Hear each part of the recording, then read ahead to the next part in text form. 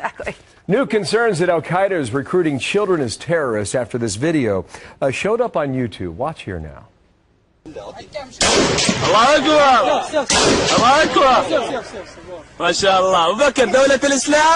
So we are told that that young boy is 4 years old. Experts say it's nothing they haven't seen already. John Bolton's the former U.S. ambassador to the UN, senior fellow, American Enterprise Institute, Fox News contributor.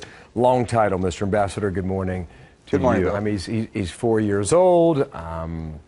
Apparently was in Syria. The kid comes from Uzbekistan, if you do the Arabic translation, as we did a bit earlier today. I don't know. What do you think about this?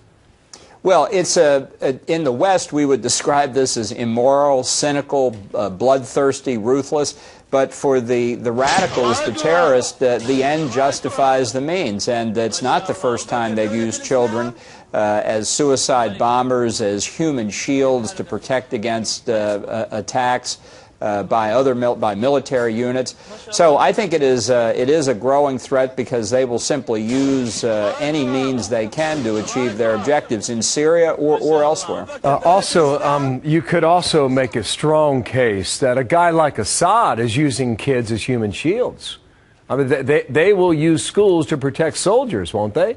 Yes, absolutely. They've put munitions in schools. We know from Hezbollah tactics in Lebanon next door, they'll fire mortars at Israel from somebody's house, inviting retaliation, obviously, but leaving the house before the retaliation can take place. This sort of behavior is fundamentally contrary to our values, but when you're in it for their objectives, as I say, they believe the end justifies the means. And it's clear exploitation.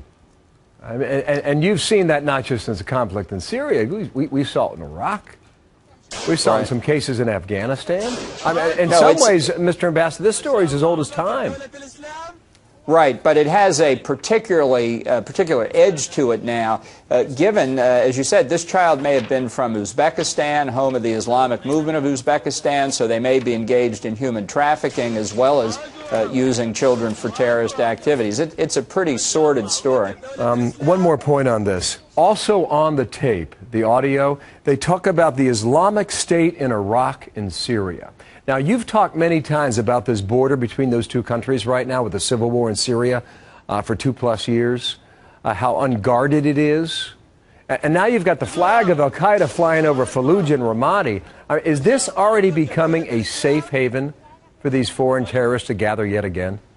Well, I think it is. I think it's out of control of the Iraqi government in Baghdad, and certainly it's out of control of the Assad regime in Syria, and the Sunni extremists on both sides clearly cooperating together. Interesting, today the leadership of Al-Qaeda expelled the ISIS, I guess too extreme even for them.